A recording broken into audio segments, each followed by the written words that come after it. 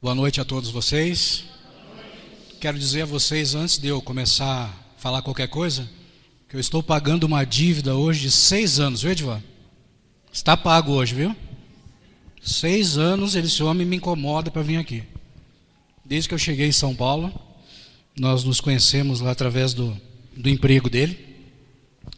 Então ali nós temos nos entendido e por muitas vezes ele tem me apelado, viu, para mim vir aqui. Então, se você quiser registrar, dizer que eu estou aqui hoje para o Camilo também parar de pegar no meu pé, estamos quitando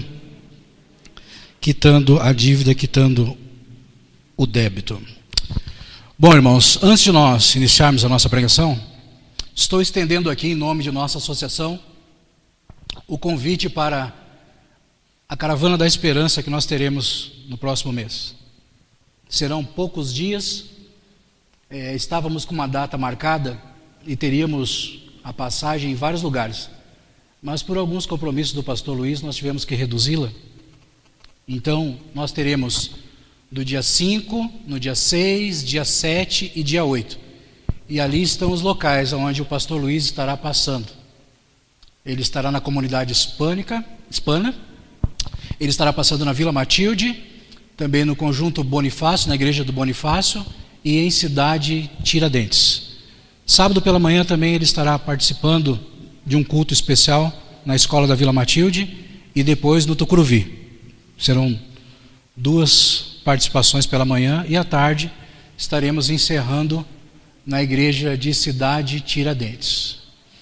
Procure o seu líder local, fale com o seu pastor, ou nos procure também nesses dias que vamos estar aqui ajudando, para que você possa ter a oportunidade de participar conosco.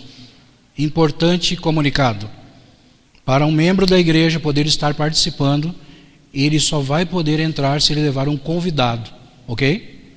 Só vai entrar com convite, porque é muita gente. Então, para nós termos um controle, né?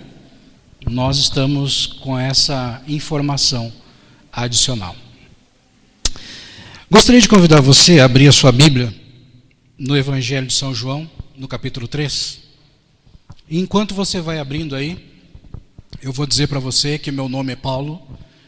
Eu trabalho na nossa Associação Paulista Leste, na equipe do pastor Leonardo Martins, que é o nosso evangelista do campo. E sou natural do Rio Grande do Sul, estou aqui em São Paulo, vai completar 7 anos.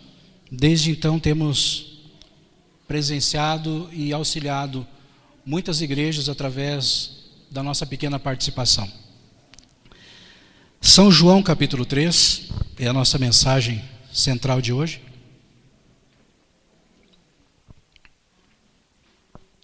Talvez você esteja pensando assim: mais uma vez eu vou ouvir um sermão falando a respeito de Nicodemos, falando a respeito de batismo, falando de apelo, falando dessas coisas. Também vai ouvir isso, mas o centro da nossa mensagem, ela tem uma roupagem totalmente diferente. Eu gostaria de convidar você hoje a viajar no Evangelho de São João num prisma diferente. Prisma esse que tem todo a ver com a nossa vida religiosa. Nós vamos trabalhar em cima da visão de Deus, da visão humana e de algo assustador chamado religião. Você sabe o que significa religião? Se você não sabe, você vai saber hoje. Se você sabe, você vai também mudar um pouquinho o seu conceito. Porque a palavra de Deus, ela se renova a cada dia em nossas vidas. E eu creio que Deus colocou essa mensagem no meu coração por um propósito. Eu não sei qual é, mas Deus sabe.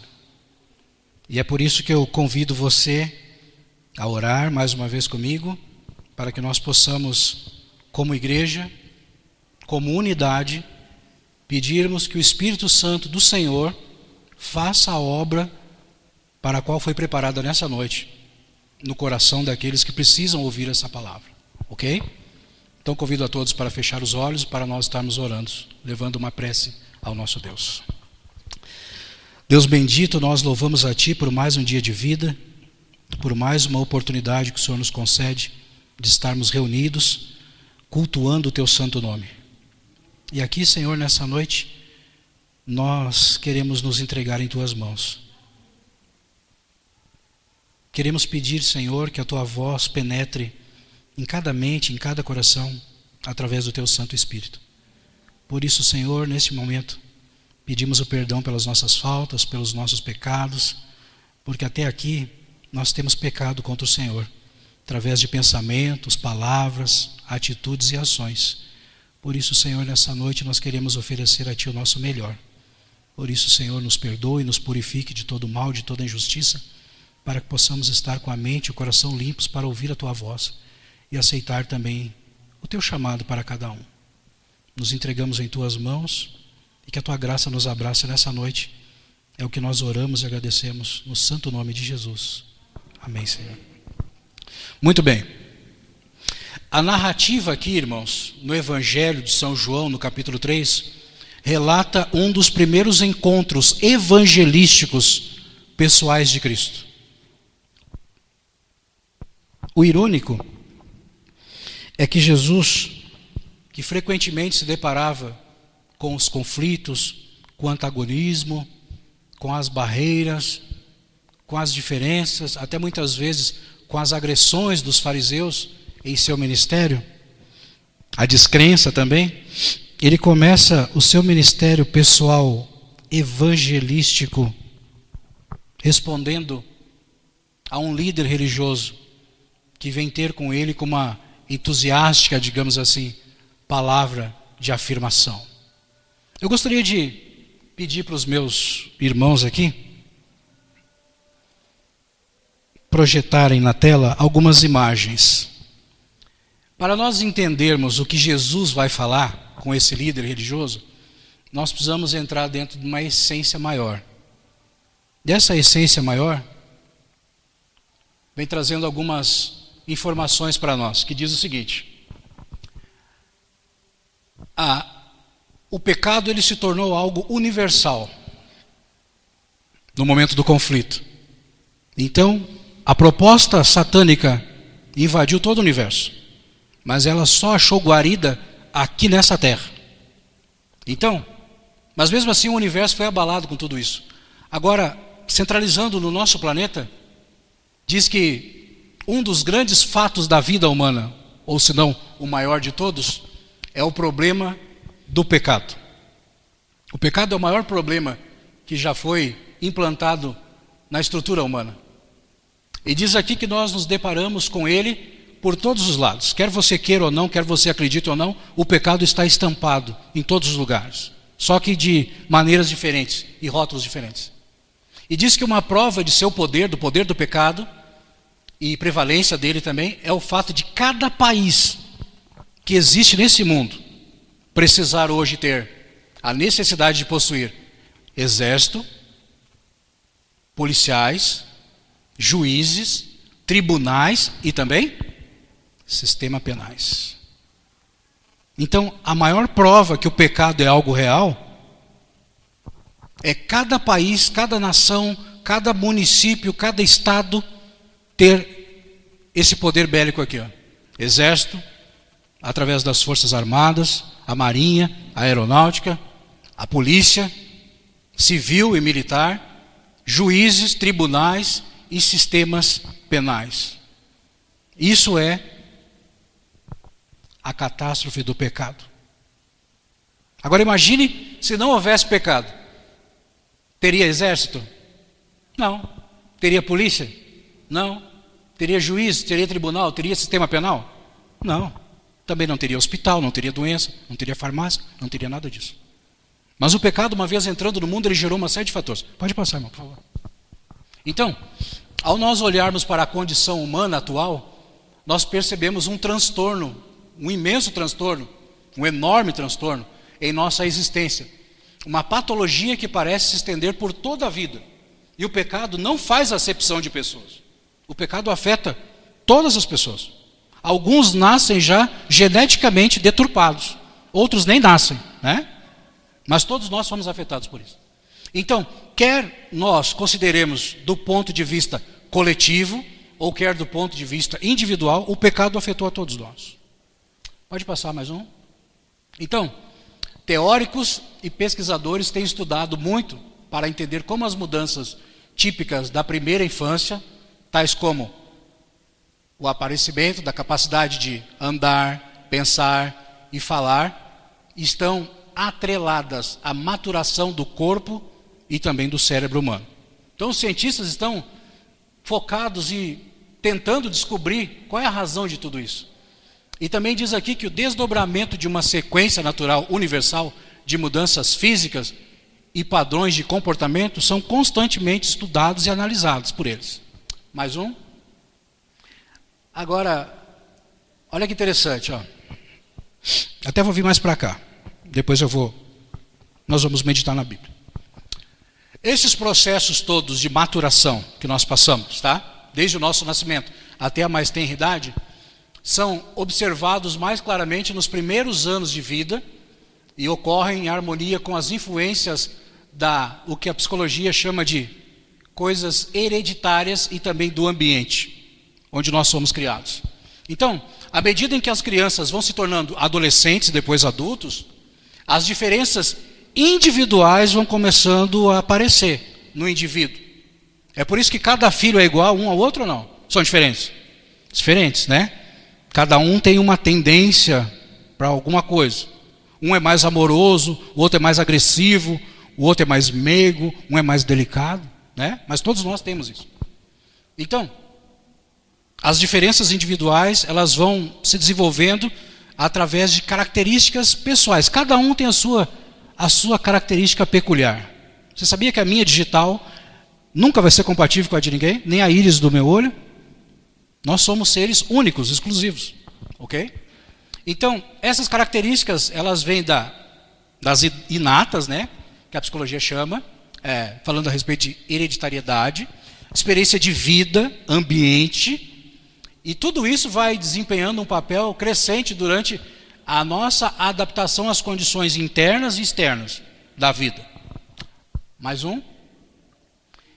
Agora aqui, um livro que eu gosto muito, que eu leio ele não com tanta frequência hoje, mas já li, chamado Psicopatologia, ou Doenças Psicopatológicas, vem falando a respeito de perspectivas clínicas desses transtornos. E também dentro desse livro, eu achei algo muito interessante, que aparece uma pergunta que traz uma certa dúvida. Então diz assim, ó, como você pode definir um comportamento anormal de um indivíduo? Como? Como que nós definimos uma pessoa como anormal? Dentro da ótica da psicologia, pode passar? Existem 5 critérios para decidir se um determinado indivíduo é considerado anormal. Ok? Então, o primeiro nível, primeiro grau. Seu comportamento envolve um grau de prejuízo mensurável? Depois eu vou trabalhar isso. O seu comportamento reflete uma disfunção nos processos psicológicos, biológicos ou do seu próprio desenvolvimento? Terceiro, o seu comportamento em geral está associado com sofrimentos ou incapacidades significativas em esferas importantes da sua vida? Mais um. Quarto, o seu comportamento não pode ser socialmente desviante em termos de política. O que mais que diz? Sexualidade. E olha só agora. Religião. Tá? Grave isso. Quinto, os conflitos entre os indivíduos e a sociedade não são considerados transtornos psicológicos, a menos que reflitam uma disfunção no mesmo. O que é uma disfunção? É uma alteração. Ok? Vamos ampliar isso. Alguém já ouviu isso aqui, ó? Aquela situação que diz assim, ó, política, futebol. Antes era só política e futebol, né? E mais um. Agora a gente tem que colocar o terceiro ali, tá? Então, alguém já ouviu a seguinte situação, o jargão? Política, futebol, opção sexual e religião não se discute. Alguém já ouviu isso? Já? Por quê? Porque sempre acaba como? A alteração de uma das partes. Diagnóstico clínico. O indivíduo que é dominado e altera-se por uma questão envolvendo política, futebol, opção sexual e religião, ele é considerado pela psicologia como um anormal. Ele não é uma pessoa normal. Ele é normal até o ponto que se depara um choque de realidade que entre dentro desses 4 campos, e aí então ele é, digamos assim, instigado a defender o seu ponto de vista. Então ele se transtorna, ele fica transtornado. E alguns até perdem a razão. Quem aqui é corintiano? Temos gente. Quem aqui é São Paulino? Palmeirense? Santista? Temos? Vou fazer uma rápida brincadeira com você. Coloca um corintiano sozinho, olhando o jogo do Corinthians. Agora coloca o corintiano com o palmeirense olhando o jogo junto. Agora você pega 50 palmeirenses e 50 corintianos e coloca um de frente para o outro. O que acontece? Agora você pega um testemunha de Jeová, um adventista, um batista, um católico e um metodista. O que acontece?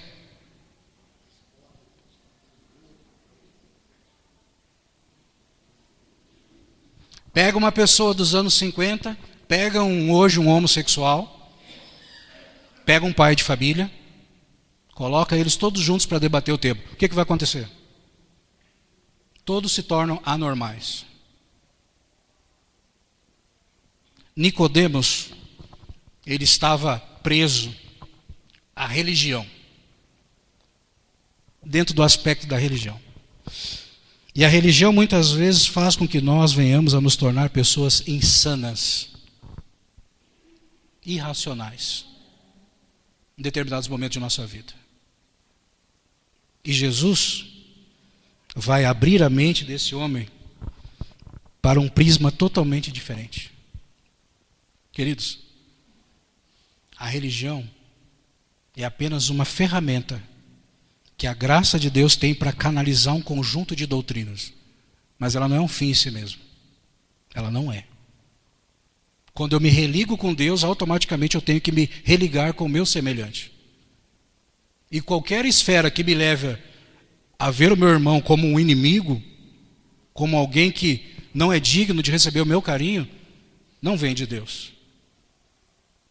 Porque Jesus falou que a verdadeira religião levaria as pessoas a amarem-se umas às outras. E nisto todos conhecerão que vós sois meus, se tiverdes o quê? Ele fez barreira ali, ele falou, vocês, entre vocês judeus. Foi isso que ele disse? Não.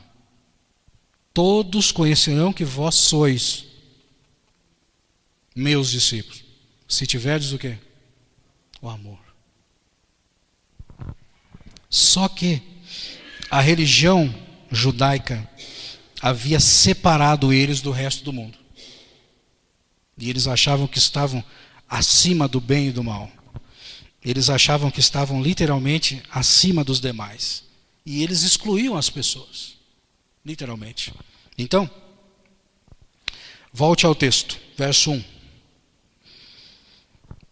Nicodemos vem até Cristo, todo animado, todo empolgado.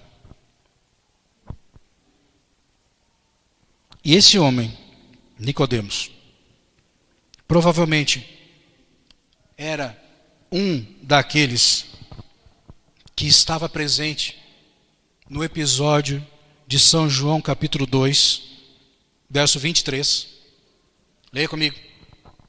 Aonde diz que estando Jesus em Jerusalém, durante a festa da Páscoa, muitos vendo os sinais que ele fazia, creram no seu nome. Sabe, irmãos, através desses sinais que Nicodemos viu, ele teve a sua curiosidade aguçada, despertada. Então ele vai até Cristo. Sabe por quê? Porque, exceto por João Batista, nenhum profeta havia mais se manifestado a Israel, aproximadamente nos últimos 400 anos. Então, do nada, eis que surge João, pregando uma mensagem totalmente diferente. e depois surge João Batista. Nicodemos, ele havia gasto toda a sua vida estudando nas escolas rabínicas, até que ele chegou no ápice, ele chegou ao nível máximo. E aqui nós temos no capítulo 1, falando a respeito dele, algumas características, dando também a sua posição, e diz aqui que ele era membro do Sinédrio, o poderoso corpo governativo do judaísmo na época de Cristo. Nicodemos também, ele era um homem de um status elevado. Nicodemos, ele era um homem que chegou a um nível máximo dentro do contexto judaico, porque naquela época os meninos judeus, eles iam desde os 6 anos em diante para as escolas rabínicas, as sinagogas, dos 6 aos 10, dos 10 aos 14. Quando completavam 15 anos, os rabinos mais famosos da época, das 2 escolas que existiam, vinham e escolhiam os meninos para serem seus discípulos. Então Nicodemos entrou nesse nível máximo. E ele conseguiu chegar a um nível tão grande que a Bíblia diz que ele era um dos principais dos judeus. Só que a religião, irmãos, muitas vezes ela tem um problema. E essa fase de Nicodemos, essa maturação toda, ela não conseguiu preencher o vazio da sua alma, ela não conseguiu suprir as carências de sua vida. Então, nem treino, nem posição, nem religião, nem status, nem fama, nem poder conseguiram suprir isso. E o texto é muito claro aqui ao dizer o seu nome, a sua posição, o seu partido político, né? Ele era um conservador, um tradicional. O nome Nicodemos quer dizer vitória do povo. Quem sabe isso era um reflexo, a esperança que a sua família tinha na mudança do clima de Israel, que estava por muitos anos sendo assolado. Eles estavam debaixo do poder romano, do jugo romano. E todo filho que nascia trazia uma esperança nova para a sua família e também para a sociedade. Então, Nicodemos, verso 2, marcando o encontro com Jesus, ele não vem abertamente até Cristo. Pelo contrário, ele vem disfarçado, coberto, com a roupagem, digamos assim, com o véu da noite. E ali, acompanhe comigo, verso 2. Ele, sabendo da perseguição, da repulsa, da crítica, da sua classe, digamos assim, os seus compatriotas, os líderes, ele marca um encontro à parte, escondido de todos, receoso, quem sabe, de ser visto com Jesus. Ele vem disfarçado sobre a roupagem, sobre o véu da noite. E ali então, Nicodemos vem, e quando ele chega diante de Cristo, sem saber muito o que falar, sem saber como se comportar, Nicodemos vem com uma palavra entusiástica de afirmação.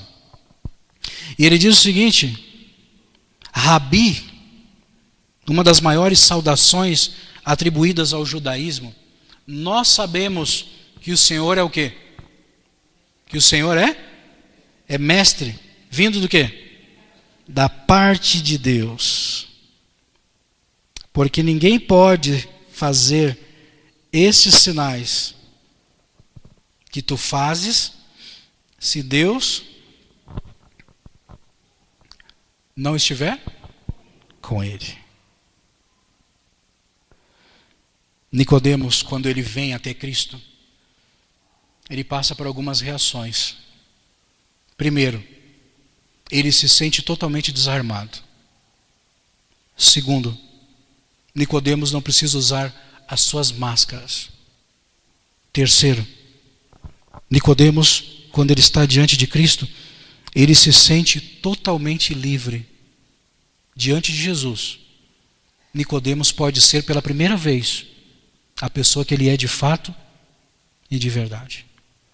Quando Nicodemos vem diante de Jesus, ele está impressionado pelo magnetismo desse jovem pregador. Jesus tinha 30, no máximo 31 anos de idade. E Nicodemos era um homem idoso já, maduro. Mas existia algo naquele jovem galileu que fazia com que Nicodemos também se sentisse um pouco inferior. E ele é forçado a reconhecer que, embora seja ele quem tem o título de mestre, é Jesus quem tem a autoridade de mestre. Então ele saúda Jesus, cumprimentando Jesus com a palavra chamada Rabi, né? Uma das grandes saudações. O interessante aqui é que, diferentemente dos seus companheiros, Nicodemos ele não tem nenhum tipo de hostilidade. Nicodemos, ele vem a Cristo, e quando Nicodemos vem a Jesus, Nicodemos se comporta totalmente como um discípulo. Submissão, reverência, respeito. E quando Nicodemos se comporta como um discípulo, Jesus assume o papel de mestre. E a primeira lição que um mestre, que um professor faz com um aluno, não é dar ao aluno aquilo que o aluno quer, mas é dar ao aluno a lição que o aluno precisa.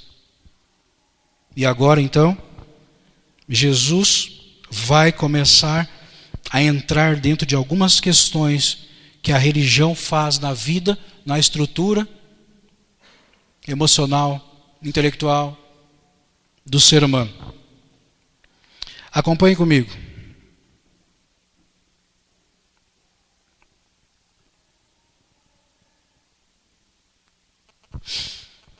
Verso 3. Sabe o que me chama a atenção nesse verso 3, antes de nós lermos? Você vai ver Jesus sempre muito cortês, muito equilibrado. Jesus nunca, jamais, exceto em algumas situações, Jesus trata alguém de uma maneira diferente do seu comportamento natural, exceto em algumas situações. Mas diante dele está alguém que carece de ajuda, mas que não tem a mínima noção disso. Então, Jesus vai direto ao ponto, porque Jesus era capaz e continua sendo capaz de fazer um diagnóstico mais perfeito de alguém do que qualquer médico, de qualquer aparelho nos dias de hoje. Então Jesus vê o nosso coração. Jesus sabe por que você estamos aqui. Ele sabe por que nós estamos seguindo Ele. Sabe por que nós estamos o buscando. Sabe de todas as nossas intenções. Ele consegue ler no mais íntimo e no mais profundo de toda a nossa estrutura.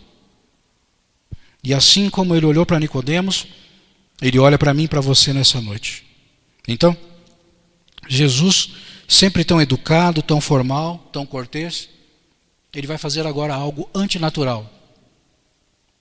Ele vai entrar num campo totalmente diferente do conhecimento e do intelecto humano. Então, diz que ele, quebrando todas as formalidades, todos os protocolos, Jesus não dá nenhuma ilusão a esse homem. Jesus trata esse homem como alguém que está fora do reino dos céus, literalmente. E Jesus, que se alguém não nascer de novo, não pode ver o reino de Deus. O reino de Deus, ele está subdividido em duas partes, duas fases. É o que nós conhecemos hoje como o reino da graça, e ele vem desde a entrada do pecado, até mesmo antes disso, e ele vai acabar até o fechamento da intercessão e da obra de Cristo por todos os seres humanos. Só que quando Jesus acabar sua obra em favor da humanidade, Jesus virá para inaugurar um novo reino. O reino que a Bíblia chama de reino da glória. E para podermos entrar nesse reino da glória, é necessário nós nos encaixarmos no seu padrão. Só que esse padrão que Deus estabelece é um padrão que o ser humano jamais alcançará. por sua própria força, por sua própria ética, por sua própria obediência e pelo seu próprio esforço. O reino da graça que nós vivemos hoje é estendido e oferecido a cada um de nós, e Deus não exige nada de ninguém. Agora, se nós quisermos um dia entrar no reino da glória de Deus, aí as coisas mudam totalmente e radicalmente. Então, Jesus olha, analisa, vê todos os aspectos, vê todas as intenções, e Jesus vai direto à questão principal do problema. Vamos ler de novo. A isto respondeu Jesus. Mas a isto o quê? Qual pergunta foi feita? Já pararam para pensar? Alguma pergunta foi feita? Não. Mas mesmo assim, Jesus responde. Por que Jesus responde? Porque Jesus conseguiu discernir, dentro da estrutura daquele homem, a sua religião falsa, a sua fé espúria, baseada nas obras, baseada na justificação própria. Os fariseus, eles eram totalmente, como é que eu posso dizer? Eles haviam externalizado a religião de uma maneira que eles se tornaram digamos assim, legalistas. Eles achavam que a vida eterna era conquistada a partir dos esforços humanos. E eles implantavam isso como uma metodologia e uma maneira de interpretar a palavra e também de ensinar ao povo. Então, Nicodemos, ele vem até Cristo, mas ele se depara com algo totalmente novo. Então, Jesus o trata como um descrente, literalmente, mesmo em meio a tantas palavras de bajulação, palavras de carinho, palavras de ânimo. Jesus olha para Nicodemos, não faz minimamente nenhuma alusão às suas palavras, porque Nicodemos vem diante de Jesus, verso 2, diz assim: nós sabemos que tu és mestre. Nós sabemos. E Jesus, sem negar, sem refutar, sem se preocupar com qualquer tipo de elogio, com qualquer palavra de pompa, Jesus vai direto ao ponto e Jesus responde a pergunta que esse homem não fez.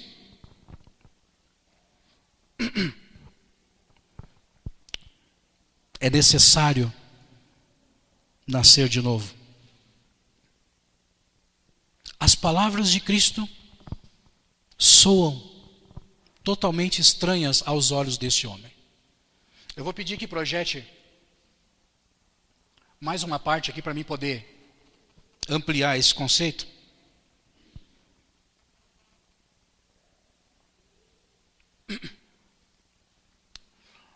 Vou fazer a leitura aqui, nós vamos voltar para a Bíblia e nós vamos ampliando isso. Já sabemos agora o que causa um comportamento anormal, certo? Só que agora nós vamos aprofundar isso. Causas biológicas, causas psicológicas e causas socioculturais. O próximo. Biológicas. Influências genéticas e ambientais sobre o funcionamento físico do indivíduo. Psicológicas. Distúrbios nos pensamentos e sentimentos. Socioculturais. Diversos círculos de influência sobre o indivíduo, variando de quê?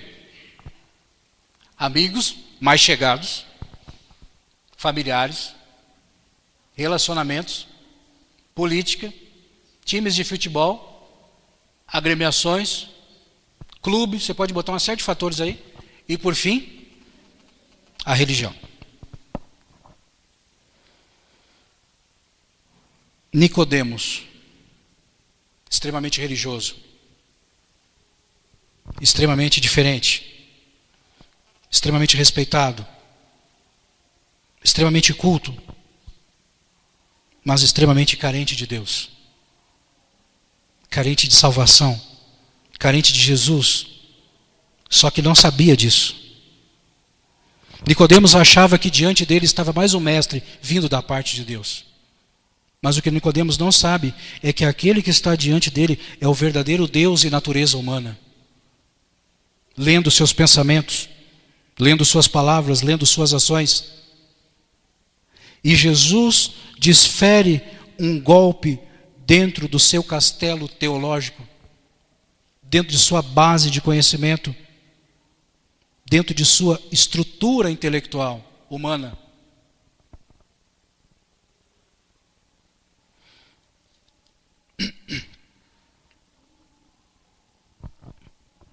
Verso 4, e eu vou fazer um link aqui já com o verso 5, e nós vamos ampliando.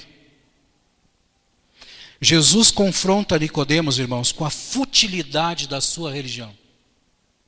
Com a futilidade da sua religião. Você precisa nascer de novo, ou nascer de cima. As duas traduções são possíveis no grego. Exigência divina é totalmente diferente da exigência humana. A exigência de Cristo deixa Nicodemos assustado, estarrecido, em estado de choque. E o que Jesus o pede, o deixa completamente assustado. Sabe por quê? Porque o que Jesus está pedindo é algo totalmente novo. É algo nunca visto dentro do contexto judaico. É algo jamais apresentado dentro da teologia de Nicodemos. E principalmente é algo que ele não poderia produzir por si mesmo. Nicodemos poderia ter ficado muito feliz se Jesus pedisse para ele um grande sacrifício, uma grande oferta sobre o altar, mas não é isso que ele precisa. Nicodemos não precisa de mais conhecimento, Nicodemos não precisa de mais intelecto, Nicodemos não precisa mudar de partido, ele não precisa de nada disso. O que Nicodemos precisa é algo totalmente novo, não compreendido, não imaginável pela mente humana.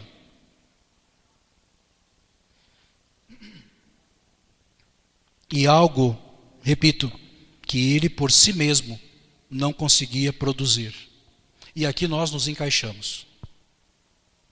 Muitas vezes, porque nós viemos de um país totalmente pagão, o ser humano acredita que precisa fazer alguma coisa para merecer o favor de Deus. Sim ou não? Sim ou não? Sim.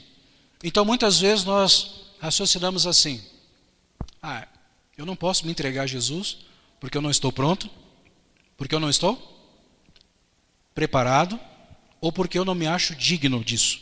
É assim ou não é que nós pensamos? É assim. Só que no nosso subconsciente, o que sai através dessas palavras é: eu não estou pronto, eu não estou preparado para abandonar ainda o pecado. A realidade é essa. E muitas das vezes, pessoas são extremamente religiosas, mas todas elas têm seus pecados ocultos. Todos nós temos as nossas tendências, herdadas, adquiridas, cultivadas para o mal. A propensão natural para o mal. E às vezes, queridos, a religião mascara isso. Mascara ou não mascara? Mascara. Porque muitas vezes nós aqui na igreja fingimos ser pessoas que nós não somos dentro da nossa casa. A religião faz isso conosco. A religião faz com que nós tenhamos uma roupagem de bons, mas na realidade nós não somos bons. Nicodemos achava que ele era bom. Nicodemos achava que ele estava acima dos demais. Nicodemos pensava que ele era superior aos demais. Nicodemos achava-se mais santo do que os demais. E nós, assim como Nicodemos, temos a habilidade natural de truncar as coisas. Diante daquela situação, Nicodemos então olha para Jesus, raciocina, e ele diz o seguinte: mas como pode então um homem nascer sendo velho? Pode porventura voltar ao ventre de sua mãe e nascer segunda vez? Verso 4.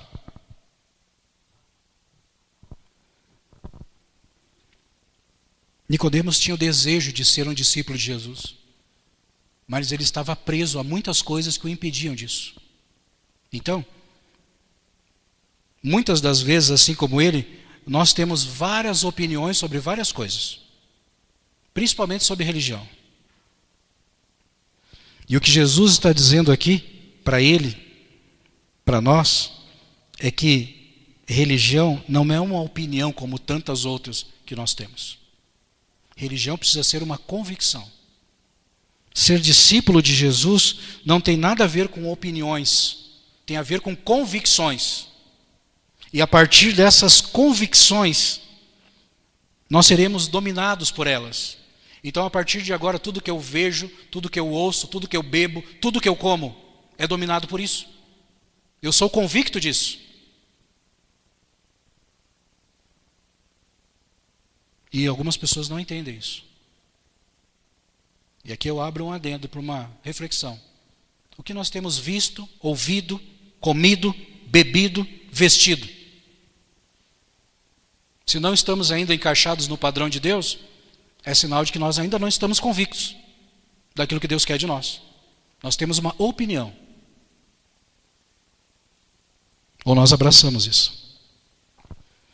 Ao contrário de qualquer obra humana, nascer de novo é algo que nós não podemos produzir por nós mesmos. Nascer de novo é algo totalmente insano à compreensão humana. Nascer de novo é depender totalmente de outros seres para sermos gerados. Eu e você fomos gerados por quem? Por quem nós somos gerados? Nossos pais. Dois corpos se fundiram para que um outro elemento viesse a existir. Agora, quando esse elemento veio a estar pronto e maturado para nascer, seu pai e a sua mãe fizeram o seu parto? Trouxeram você ao mundo? Eles foram buscar recursos, sim? Recursos médicos. E lá então, outras pessoas totalmente preparadas fizeram o trabalho e trouxeram você para esse mundo. Ok? Jesus está falando mais ou menos desse mesmo conceito, só que no plano espiritual. Jesus está elevando o nível da conversa, ele está preparando o terreno para que Nicodemos possa, a partir do conhecido, entrar no desconhecido. É assim que Deus trabalha conosco. Deus parte do conhecido para o desconhecido. E qual era o conhecido de Nicodemos? As Escrituras. E o desconhecido é a visão de Deus. Nicodemos, então, entra com a pergunta, verso 4, e a resposta, muitas vezes mal compreendida, é que ele não está falando a respeito de métodos simbólicos, pois ele conhecia tudo isso. Nicodemos não está falando como um doutor em teologia. Nicodemos não está falando a respeito de verdades espirituais através de símbolos, porque ele conhecia os métodos rabínicos que ensinavam isso. Nicodemos vai começando a entender aquilo que Deus está apresentando para ele. E na realidade, o que Nicodemos ouve de Deus e é aceitado por ele, é totalmente compreensível ao seu entendimento. E Nicodemos entende algo. E esse algo é algo que a religião fez com ele. E sabe o que Nicodemos responde através dessas palavras? Jesus, o que o Senhor está me pedindo é um preço muito alto. Eu não posso voltar atrás. Eu não posso abrir mão de tudo e começar tudo de novo. Uma nova história. É muito tarde para mim. Eu passei a minha vida toda estudando, me preparando. Agora que eu cheguei num nível máximo, o Senhor quer que eu abandone tudo isso, abra mão de tudo, passe a segui-lo? É isso? É isso. É isso que eu quero.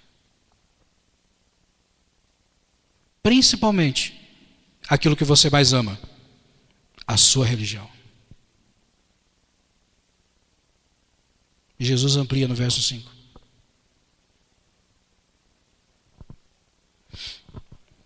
Em verdade te digo, quem não nascer da água e do Espírito, não pode entrar no reino de Deus.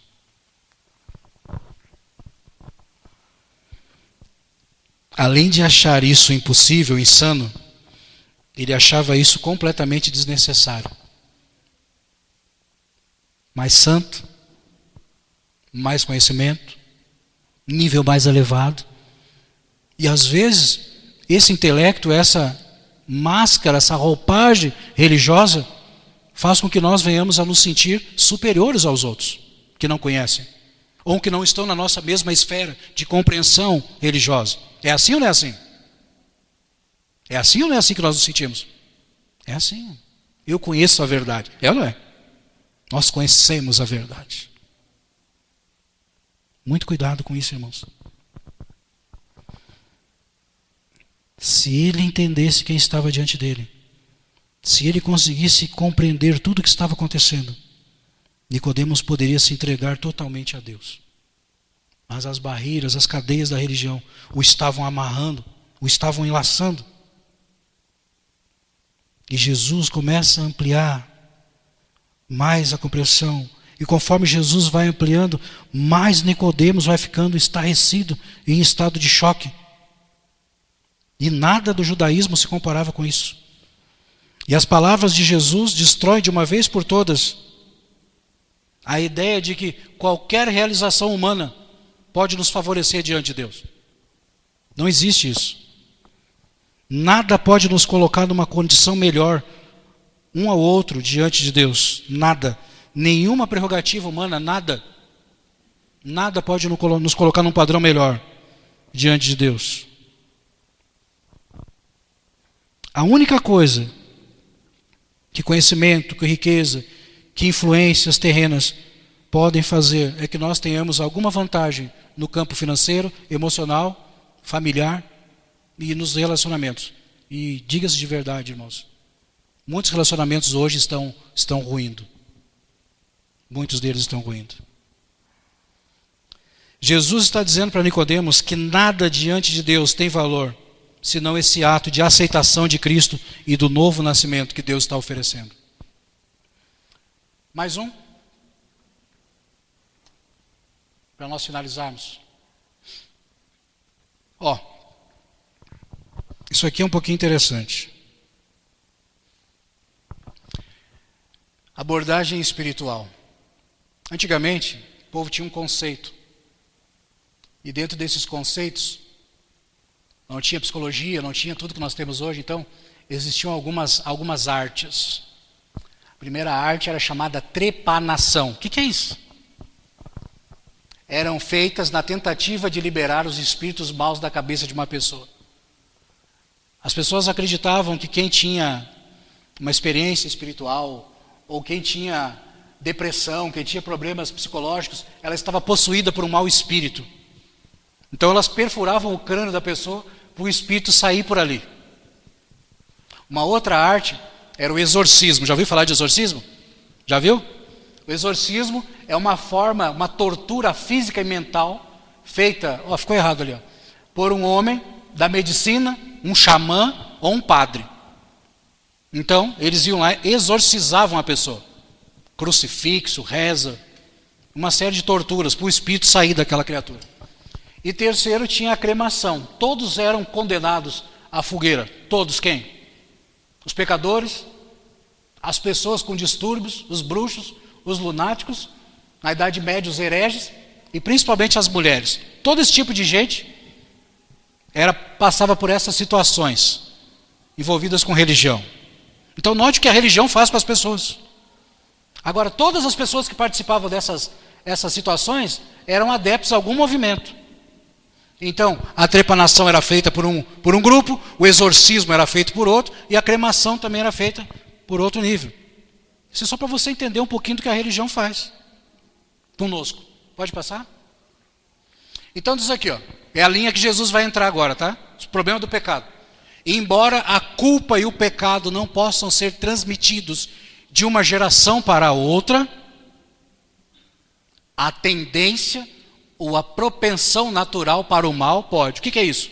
É o que nós herdamos de Adão para gostar daquilo que não presta, para gostar daquilo que é contrário à vontade de Deus. Isso é a propensão para o mal e a tendência que nós temos, maligna. O que é a tendência maligna? Eu estou na igreja, mas eu odeio aquele irmão. Já passou por isso? Eu não posso ver a cara daquele irmão. Quando tem ceia na igreja, eu fujo do irmão.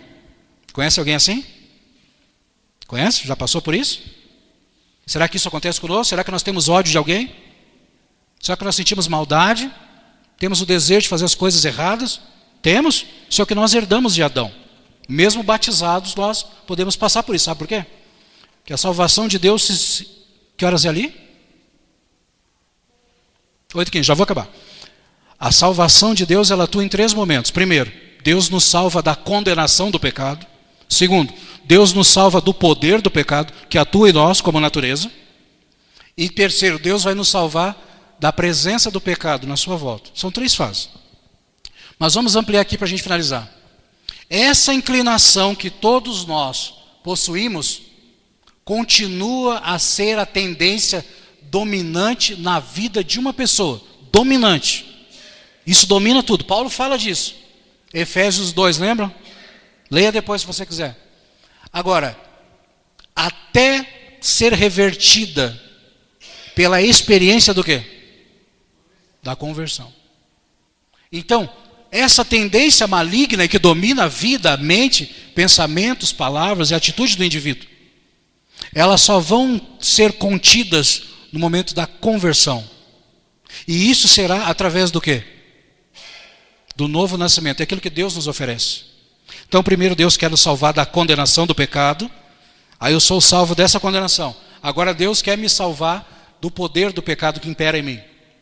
E agora Jesus vai explicar isso, olha. Então, só para a gente ampliar e finalizar, que eu já tomei tempo. Jesus está dizendo o seguinte para ele: ser santo, ser reconhecido como um grande homem, ser justo aos olhos dos homens, ter status, ter fama, ter riqueza, ter poder, nada disso lhe dá nenhuma vantagem e nada disso lhe dá nenhuma garantia diante de Deus. Isso não vale nada diante de Deus, Nicodemos. De uma forma muito direta, esse novo mestre, esse novo rabi diz para ele: você hoje está fora do reino de Deus. E tudo aquilo do qual ele havia adquirido conhecimento, a sua base, a sua religião, a sua teologia, é literalmente jogada por terra. E Jesus diz para ele que os seus esforços não lhe dão nenhuma vantagem diante do mais pecador que possa existir aos seus olhos. Todos pecaram, diz a Bíblia, e carecem do quê? A glória de Deus no reino da graça é a bondade de Deus transbordante na pessoa de Cristo, atuando para a nossa salvação. Isso é a glória de Deus. Devido à tamanha ignorância de Nicodemo, Jesus amplia o conhecimento e dá uma nova dimensão. Então, quando Jesus diz para ele que em verdade te digo, que quem não nascer da água e do Espírito, Jesus está levando Nicodemos diretamente ao Gênesis. Novo nascimento significa nova criação, criar do nada. E criar do nada é algo que somente Deus pode fazer, irmãos, pelo poder da sua palavra. Então, novo nascimento significa nova criação. Novo nascimento significa morte para um estilo de vida e nascimento para outro. E Jesus vai dizer aqui, literalmente, para ele e para nós, que existem 2 níveis de nascimento. E somente um nos coloca, um dia, pela sua graça, no seu reino de glória. O que é nascido da carne é carne. O que é nascido do Espírito é Espírito. A carne representa as nossas fraquezas, nossas tendências, nossas doenças, nossas misérias. O Espírito representa o poder de Deus atuando em nossa vida, transformando não somente nosso status de injusto para justo, mas também o nosso ser inteiro. Nossas palavras, pensamentos, atitudes e ações. E isso só Deus pode fazer. Só Deus pode trabalhar e transformar o coração, a mente e o caráter de alguém. E Jesus amplia isso. Não te admires de eu te dizer, importa-vos nascer de novo. O vento sopra onde quer, ouves a sua voz, mas não sabes de onde vem, nem para onde vai. assim é todo aquele que é nascido do quê? Do Espírito. Então Nicodemos pergunta: como pode acontecer isso? E Jesus responde: tu és mestre em Israel e não sabe destas coisas? Nicodemos não podia entender e compreender as coisas de Deus porque ele estava preso literalmente às cadeias da religião e da denominação. Alguém aqui toma remédio? Já tomou remédio? Já? Alguém aqui já voou de avião? Não? Alguém aqui assiste televisão em casa? Tem luz elétrica em casa? Tem? Você sabe como tudo isso funciona até chegar para você? Você sabe como um remédio atua no seu organismo? Sabe ou não sabe? Mas você deixa de tomar? Você sabe como um avião voa? Não sabe, né? Processo, mas você deixa de voar? Sabe como a energia é canalizada ali, chega ali, a imagem, todo esse processo, você sabe? Não? Mas você deixa de usar tudo isso? Jesus está dizendo a mesma coisa para Nicodemos. Você não sabe nada do que eu estou falando. Mas não é porque você não sabe que você vai se privar disso. Obra de conversão é algo sobrenatural. Nicodemos, não te admires de eu te dizer, importa-vos nascer de novo. Como pode? Nicodemos não entendia o que Jesus estava dizendo, porque Jesus estava oferecendo algo para ele. Algo que ele não sabia que ele carecia. E Jesus oferece a cada dia, irmãos, coisas novas para nós. E não é porque nós não entendemos que nós não vamos desfrutar disso. Não é porque nós não entendemos que nós vamos nos privar disso. Esse algo novo que Deus oferece para nós é uma nova vida. É uma nova oportunidade. É uma nova história. Quantos de nós aqui, se tivéssemos uma única oportunidade de voltar no tempo e rever alguns conceitos e de não ter feito algumas coisas, se tivessem apenas uma oportunidade, agarrariam essa chance ou não? Sim. Sabe, essa chance que Deus nos dá é o que nós chamamos de batismo. Uma nova oportunidade de recomeçarmos. Alguns dizem assim, eu gostaria de voltar no tempo, né, Edivaldo? E ter a mesma cultura, a mesma base, o mesmo conhecimento que eu tenho hoje, para não cometer os mesmos. Isso é o batismo. Mas o batismo, ele também demanda uma entrega pessoal a Deus. Uma entrega sincera. Uma entrega racional. Algo totalmente racional. Finalizando. Em verdade te digo, que nós dizemos o que sabemos e testificamos o que temos visto. Contudo, não aceitais o nosso testemunho. Se tratando de coisas terrenas, não me credes? Como você então crerá se eu te falar das coisas do céu? Como, Nicodemos? Sabe, irmãos? Conversão é um milagre. E milagre não se explica. Milagre ou não? Milagre se aceita ou não? Cada um de vocês que está aqui é um milagre de Deus, sabia? É um milagre. E você precisa louvar a Deus por isso. Você precisa louvar a Deus por isso. Quantos aqui ainda reconhecem que precisam de alguma mudança, de algum ajuste na sua vida, através de um temperamento, de um gênio difícil, de algum comportamento que não é ainda aquele que você sabe que precisa? Então, para aqueles que nasceram da água, precisamos nascer do Espírito. Para aqueles que ainda não nasceram da água também, apresse-se por fazê-lo, porque Deus tem pressa em mudar a nossa mente, o nosso coração, o nosso intelecto e principalmente o nosso caráter. Se eu e você morrermos hoje, nós vamos morrer com o caráter que nós temos hoje. Por isso, precisamos permitir que Deus implante em nós o caráter de Cristo. A lei de Cristo. E a lei de Cristo, irmãos, É algo que vai transformar as nossas vidas. Hoje em dia, nós vamos ter um louvor, né? Oração? Hoje em dia, nós estamos vivendo num tempo em que a religião não tem mais agregado, mas sim afastado pessoas. E os mandamentos, na prática, são amor a Deus e amor ao próximo. Quando Jesus mostra para João, na visão de Patmos, quem seria o povo do tempo do fim? A igreja do tempo do fim? Jesus não está dizendo assim, olha, aqui estão os que guardam os mandamentos de Deus, têm a fé em Jesus. Não é isso. Sabe o que ele está dizendo? Aqui estão pessoas iguais a mim, que amam a Deus e que amam o seu próximo como a si mesmos. E é o amor de Deus que vai destruir todas as barreiras que a religião criou e estabeleceu dos dias de hoje. Por isso, convido você a se colocar em pé então. Nós vamos orar por nós mesmos, nós vamos orar pela nossa igreja, nós vamos orar pelos nossos amigos e nós vamos orar também pela pregação do Evangelho.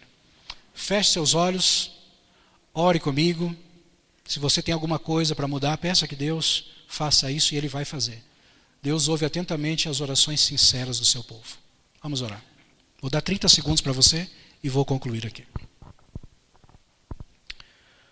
Senhor nosso Deus, cá estamos nós reunidos na Tua casa de oração, louvando, bendizendo, exaltando, cultuando o Teu nome. E aqui, Senhor, nessa noite, nós queremos entregar a Ti tudo aquilo que precisa ser mudado e moldado em nossa vida. Talvez, Senhor, o nosso temperamento não tenha sido um temperamento muito tranquilo. Talvez nós tenhamos ainda algumas tendências que nós herdamos de nossos pais, de nossos avós, de nossos bisavós. Talvez também, Senhor, o ambiente onde nós fomos criados não foi um ambiente muito propício para cada um de nós. Mas nós queremos nos colocar em Tuas mãos. Ajuda-nos, Senhor, a nos desenvolvermos, a crescermos e a nos encaixarmos de acordo com a Tua vontade. Abençoe, Senhor, a vida de cada um. Nos dê uma certeza nesta noite que o Senhor pode curar, pode modificar e pode transformar a cada um de nós. Possamos sair daqui também, Senhor, com a certeza do perdão em Cristo, com a certeza do Teu amor e com a certeza da redenção de nossos pecados. Por isso, Senhor, peço a Tua bênção sobre cada um desses irmãos que veio aqui essa noite. O Senhor conhece as suas lutas, as suas dificuldades. O Senhor conhece as angústias de alguns, as tribulações. Por isso, Senhor, entrego cada um deles em Tuas mãos. Abençoe suas vidas, suas famílias, suas casas, seus filhos, seus relacionamentos, seus planos, propósitos de vida, mas que estejam de acordo com a Tua vontade. Dai-nos, Senhor, uma boa semana. Abençoa cada um para que possam viver uma nova semana para a honra e glória do Senhor, que possam testificar da Tua bondade através de suas vidas e que possam cada vez mais crescer em estatura e graça diante do Senhor. Perdoe os nossos pecados, nos ajude, Senhor, para que possamos cada vez mais entender e ouvir a Tua voz e permitir que o Teu Espírito Santo implante palavras de vida em nossa mente e também em nossos corações. Essas bênçãos, Senhor, nós oramos e agradecemos no santo nome do Teu amado Filho Jesus. Amém, Senhor.